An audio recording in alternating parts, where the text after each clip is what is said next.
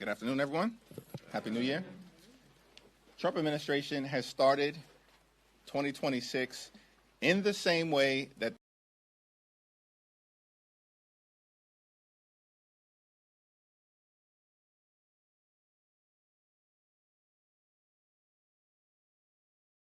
they spent all of 2025, unleashing chaos, crisis, and corruption at levels unprecedented in modern American history. The Trump administration has not done a damn thing throughout its entire time in office to make life better for the American people. Donald Trump and the administration and the Republican extremists, they promised all of 2024, when they were on the campaign trail trying to get power, that they were going to lower costs. In fact, it was Donald Trump who said costs would go down on day one of his administration. A year later, costs haven't gone down in the United States of America. Costs have gone up. The affordability crisis is not a hoax. It is very real. Housing costs out of control, grocery costs out of control, utility costs out of control, child care costs out of control, and health care costs out of control. This week, as a result of a Democratic-led effort, the House of Representatives will vote on bipartisan legislation to extend the Affordable Care Act tax credits so we can prevent tens of millions of Americans from experiencing dramatically increased premiums, copays, and deductibles this month. Increases that in some cases could result in everyday Americans paying $1,000 or $2,000 more per month.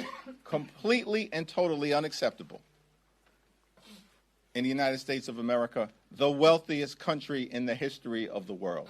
House Democrats are going to continue to fight to lower the high cost of living, fix our broken health care system, and make life better for everyday Americans. While Donald Trump and the administration is off starting wars, most recently connected to the unauthorized military action in Venezuela. This wasn't a law enforcement action. They're lying to the American people when they say that. It was an unprecedented military action. And yes, in fact, it is the case that Maduro is a bad guy, a dictator, someone who was not the legitimate head of government or head of state in Venezuela. We also know that the future of the Venezuelan people should be determined by the Venezuelan people, not by Donald Trump, Pete Hegseth, or Stephen Miller. Are you kidding me? These people don't even know how to run the United States of America. And we're supposed to believe that there's any credibility to the notion that the Trump administration is going to run Venezuela, a country of 30 million people in South America. The American people reject the possibility of another unjustified foreign war that seems to be on the horizon because of Trump's desire to reward big oil in the United States of America, while continuing to not do a damn thing to make life better for the American people. Questions? Mr. Leader, thank you. Happy New Year. You used the term unauthorized and unprecedented, but do you believe the administration's actions in Venezuela were illegal? And if so, what actions are Democrats prepared to take? We're going to have a conversation with the administration within the hour when the leaders of the House and Senate on a bipartisan basis are going to be briefed at the highest levels by so-called Secretary of Defense Attorney General, as I understand it, Secretary of State, the Chairman of the Joint Chiefs of Staff, and the CIA Director. There are a lot of questions that need to be answered on behalf of the American people. So that's the next step that's in front of us right now. What's clear is that the administration took military action without congressional approval. It was military action, not a law enforcement action, despite what members of the administration are claiming right now. And the notion that the American people are supposed to believe that the military action that the Trump administration took had anything really to do with a counter-narcotics effort is belied by the fact that it was Donald Trump just a few weeks ago who pardoned the former president of Honduras, who's one of the world's leading narco-traffickers.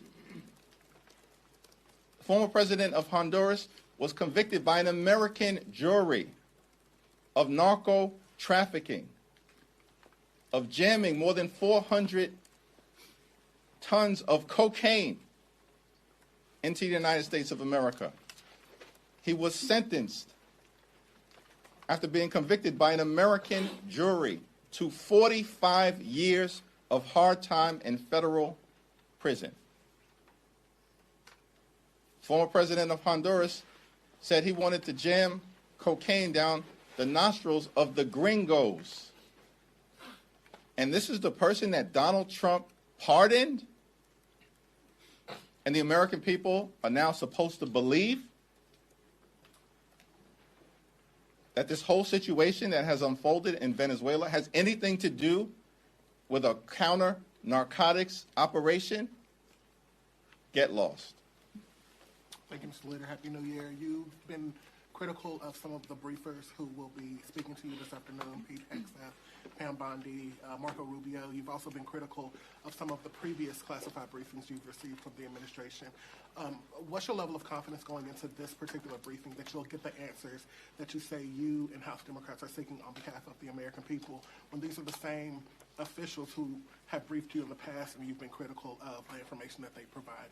House Democrats and Senate Democrats, I believe, are going to press every single member of the administration to get the answers that the American people deserve on a whole host of issues related to why this action was taken and undertaken without congressional authorization, and what are the plans moving forward now that Donald Trump says that his administration is running Venezuela.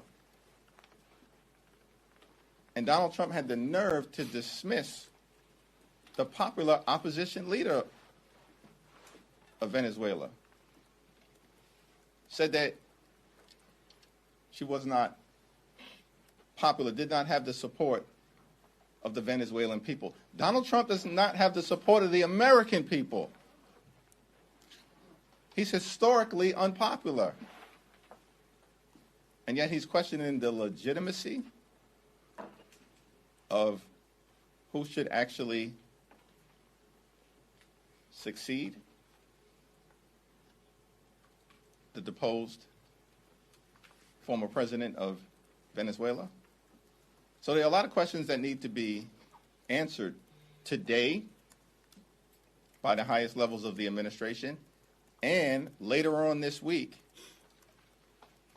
when the entire House and the entire Senate will be briefed. President Trump has now floated the possibility of U.S. intervention in now Cuba, maybe Colombia, and Greenland. Are these issues that you expect to come up at the briefing today? Yes. And there is no military action that should be taken in Venezuela, in Greenland, in Panama, in Canada, in Cuba, or anywhere else on this globe without explicit approval by the United States Congress. That's our position. And we're going to work hard to make sure that we passed the legislation necessary to deal with an administration that is clearly out of control and not focused on actually doing the things domestically that are designed to make life better for the American people. With regards to the discharge petition vote coming up later this week, do you believe if that passes the House, it can actually become law and further bring down health care costs for the American people? Well, House Democrats are working hard in partnership with a handful of our Republican colleagues to make sure that we can move the legislation forward this week on a bipartisan basis to protect the health care of tens of millions of Americans, everyday Americans, middle-class Americans, and working-class Americans. When we successfully move that legislation out of the House, I do believe that a straightforward extension of the Affordable Care Act tax credits, similar to the bill that will be moving in the House, is the one piece of legislation that we know has bipartisan support by a majority of U.S. senators. Every single Senate Democrat and at least 4 Senate Republicans who have previously voted for a 3-year straightforward extension of the Affordable Care Act tax credits. There is no reason why this legislation, upon successfully being voted out of the House, shouldn't be taken up immediately by the Senate and passed. The only obstacle is John Thune and Senate Republicans who want to play procedural games as opposed to protecting the health care of the American people when they know that a majority of United States senators support extending the Affordable Care Act tax credits and making sure that we protect the health care of working-class Americans. Thank you, Congressman. Is there any concern that what's happening with Venezuela will overshadow the work that you guys have on the ACA, the work that you're doing on affordability and other issues like that? From the very beginning of this administration, Donald Trump and their strategy, their flood the zone strategy, has been to wear America down so they can tear America down. This is not new. This has been the reality of the chaos, the confusion, the corruption, the crisis that has characterized the Trump administration since the very beginning. And we're going to have to continue to navigate our way through all of the challenges that are thrown at the American people, and eventually to end this national nightmare and continue this country's great march toward a more perfect union. We're starting the week. We have to deal with extending the Affordable Care Act tax credits. We will. We're going to confront the administration as it relates to actions that they took connected to Venezuela and the possibility that they're going to send additional troops into Venezuela, which is a non-starter, future military action, a non-starter. Why are we engaging in this kind of aggressive military behavior on behalf of big oil companies that make billions of dollars of profit each and every year at the same period of time when electricity bills in the United States of America are out of control because of what Donald Trump and Republicans did in their one big ugly bill, when they decimated the clean energy economy? And ever since that point, electricity bills have been skyrocketing across the United States of America. And instead of Donald Trump and Republicans focusing on those cost of living issues, once again, we see Republicans trying to reward their billionaire donors, just like they did in the one big ugly bill, while they were gutting Medicaid at the same period of time. Tomorrow there'll be a hearing that we hold to mark the 5-year anniversary of January 6th, a horrific attack on the United States Capitol that was part of the MAGA extremist effort to halt the peaceful transfer of power. And these people in the administration, they want to lecture the world about democracy when they're undermining the rule of law at home, as we all will be powerfully reminded about tomorrow. And here's the other thing that has to happen this week. We're going to make clear to the American people, on the one hand, the Trump administration promised to lower costs on day one. Costs haven't gone down, they're going up. The Trump tariffs are totally out of control. And as a result, everyday Americans are experiencing thousands of dollars of additional costs per year because of the Trump tariffs and the failure to keep your promise to lower costs. Here's what Donald Trump did do on day one. Pardoned hundreds of violent felons who brutally beat police officers on January 6th, and then released those serial criminals into communities all across the country, many of whom have reoffended in horrific ways, including rape, child pornography, and violent assault. And we're going to document all of that for the American people tomorrow, on the 5th year anniversary of January 6th. Thank you, Mr. Leader. Some members of your caucus have been significantly less critical of Maduro than you just were and you were in your statement. They've called his capture a kidnapping, and they have treated him as if he's the legitimate leader of the state, whereas both the former and current administrations have said that he is an illegitimate leader of Venezuela. Is it a mistake for Democrats to support Maduro's, not support Maduro's removal from power? I've been very clear about my views in terms of Maduro, his legitimacy, and the fact that he has clearly oppressed the Venezuelan people. We want a bright future for the Venezuelan people. It's a great country that's been decimated by the Maduro regime. Nobody is disputing that. But no one's also disputing the fact that the overwhelming majority of Americans do not support another failed foreign war, putting our men and women in uniform at risk. And the American people certainly do not support the notion that Donald Trump and his cronies like Stephen Miller, who's a joke and a toxic embarrassment, are going to run Venezuela, a country of 30 million people. Are you kidding me? They're talking about making Venezuela great again. They haven't been able to make America great again. America's a wonderful country. We have challenges that we have to solve on behalf of working class folks in this country. And the Trump administration, throughout this previous year, into this year, has failed to do a damn thing to make life better for everyday Americans. And perhaps they should actually take heed of the fact that the American people, in election after election after election, are rejecting them, rejecting their extremism, and embracing the Democratic commitment to addressing the affordability crisis, as opposed to Republicans continuing to jam their failed extremism down the throats of the American people. Things just continue to go from bad to worse as it relates to the administration.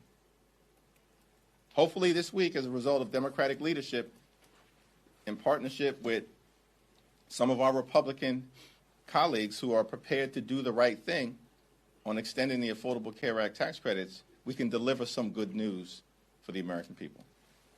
Thank you, Mr. Leader. You said that the future of Venezuela should be determined by Venezuelans. What exactly do you mean? Are you calling for new elections in Venezuela? Listen, the top line principle, which should not be in dispute, is that we need free and fair elections in Venezuela, and the future of the country should be determined by Venezuelans. And we know that there will be many Venezuelan Americans here in this country that have a substantial interest and stake in making sure that they bring about a bright future in Venezuela. We support that in its entirety. But that cannot mean continued military action that's rogue, that doesn't seek congressional approval, And that seems designed by Donald Trump, who explicitly, I think more than 24 times over the last 48 hours, Donald Trump has referenced oil in Venezuela, more than 24 times. And that's not something that the American people are interested in seeing.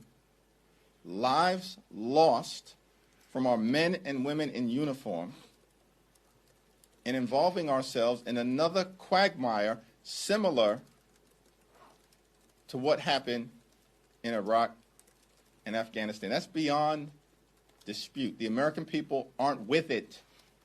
House Democrats aren't with it. And the last thing in the world we need to see is the Trump administration running Venezuela. Focus on the American people and actually solving the many challenges that we have here in our country, which you have failed to do since being inaugurated on January 20th of last year. Thank you, Leader Jeffries. The president said he didn't notify Congress of the Venezuela operation because Congress might leak it. What's your response to that? Yeah, that is an outrageous assertion because Donald Trump and the administration, and this is going to come up at the briefing that we're getting ready to have, because Secretary of State seemed to suggest that as well yesterday on Meet the Press. If you have a responsibility to notify Congress, or at least a subset of congressional leaders, that's there for a reason. It's because Congress, particularly the House, is the institution closest to the American people. And in the context of the United States Constitution, it's the Congress that has the sole power to declare war. So the Constitution isn't a matter of inconvenience. It is a requirement.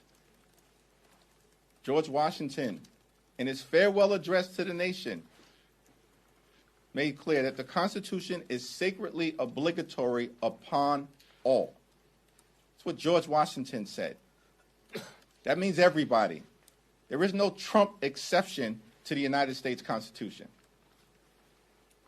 And there's no evidence that the Trump administration has ever presented of congressional leaders being briefed in a classified setting and that information then being leaked in a way that undermined America's national security interests. The question that we're dealing with right now is, how was this military action taken by the Trump administration going to advance the national security interests of the American people? We still don't have any answers as it relates to what should be a fundamental guiding principle whenever this type of extraordinary military action is taken. Congressman Pat Ryan, and some other members of your party have insinuated that the Trump administration, Secretary of State Rubio, lied to Congress in December about the administration's war aims in the last all-member briefing. Do you believe that the administration has lied? The administration certainly is going to have to try to reconcile its prior statements that were both publicly made and made directly to Congress, that regime change was not an aim of this administration. That's what they said. Regime change was not what was behind the military strikes that have been taking place off the coast of Venezuela for the last several months. While at the same period of time, over the last several months, they were planning this extensive military operation. And so, it's a very reasonable question that needs to be asked. Did the administration lie to the United States Congress by saying that regime change was not a goal, while at the same time they were preparing to go get Maduro and execute regime change? And that certainly is going to be what the Congress is going to confront, at least on the Democratic side, the administration about 30 minutes from now in that classified briefing for congressional leaders, and later on this week when they come before the entire Congress. I have a question on the 3-bill minibus that was released. What are your thoughts on that? And is it a sign that Congress is taking power of the purse back from DOJ? Seems like a lot of the Democrats are rejected. Yeah, we'll have, Rosa DeLauro did a tremendous job. Democratic appropriators, working in a bipartisan way, did a tremendous job. I haven't had an opportunity to review the package in its entirety, but it's supported strongly by Rosa DeLauro for very sound reasons. We'll discuss it on Wednesday morning as a caucus, but it's on a very positive trajectory. Thank you, Mr. Leader. Happy New Year. You mentioned the need for action and a response from Democrats, possibly legislation. Obviously, 3 Democrats last year introduced war power resolutions. Some of those could be coming up for a vote. I'm curious where you, I know you still have to talk to the caucus, but stand on those. And on government funding, there's still a defense appropriations bill. Are House Democrats having the discussion of possibly demanding withholding funds, who knows what else, in that bill to get support, Democratic support on that funding bill? Well, we'll cross the bridge with respect to the defense appropriations bill when we get to it at some point soon. We got to get these 3 current bills that will be on the floor later on this week through the House over to the Senate, and then if there's bipartisan support in both chambers, to President Trump's desk. But I think it certainly, is the case. There's real concern as it relates to the need for congressional action connected to our sole power to declare war. No further military action should be taken in Venezuela or anywhere else without explicit congressional approval. And we need to legislate that, because otherwise we certainly cannot rely upon the administration simply to do the right thing. It's going to be interesting if they try to maintain, and the Attorney General apparently is going to be in this briefing, that this is a law enforcement operation. Explain to me, I'm trying to figure this out. This is a law enforcement operation that involved an elite unit of the military, Delta Force. It involved at least 150 different military planes, aircraft, and helicopters. It involved dozens of naval ships off the coast of Venezuela. It's action that apparently involved thousands of troops in different ways throughout the region. It involved direct military strikes in Venezuela. And we're supposed to believe this was a law enforcement action? Make it make sense. It does not. It was military action without explicit approval by the United States Congress, which is why the Congress needs to act this week. Thanks. Thank you, Leader. So with the removal of Maduro from office, do you believe that the United States and Venezuela are in a safer place than they were before, or is it worse? It remains to be seen what the situation is going to be in Venezuela, because the Trump administration has no plan. In fact, Donald Trump's plan is to say to the American people, he's running Venezuela. Marco Rubio or Pete Hegseth or Stephen Miller apparently are running Venezuela. Come on. That is not a serious statement. It's a very dangerous one. And the American people want no part of the Trump administration running a different country. It's in violation of international law, the notion that the Trump administration are going to run a sovereign nation of 30 million people in South America. And so the future of Venezuela is uncertain. And there's chaos, there's danger, there's uncertainty, there's crisis that may befall the country if the situation is not managed correctly. The future of Venezuela should be determined by the Venezuelan people, period, full stop. In terms of whether America is better off, America would be better off if Donald Trump and the administration decided to actually focus on making life better for the American people, as opposed to the chaos, the crisis, the corruption that we continue to see and have seen in this country since day one of Donald Trump's presidency. House Democrats are determined to make life better for the American people. We believe in this country, when you work hard and play by the rules, you should be able to live an affordable life, a comfortable life, live the good life. Not too complicated. Good paying job, good housing, good health care, good education for your children, and a good retirement. We need to lower the high cost of living. We need to fix our broken health care system. And we definitely need to clean up the corruption that we continue to see in real time from this administration so we can deliver a country that actually works for everyday Americans. Thank you, everyone.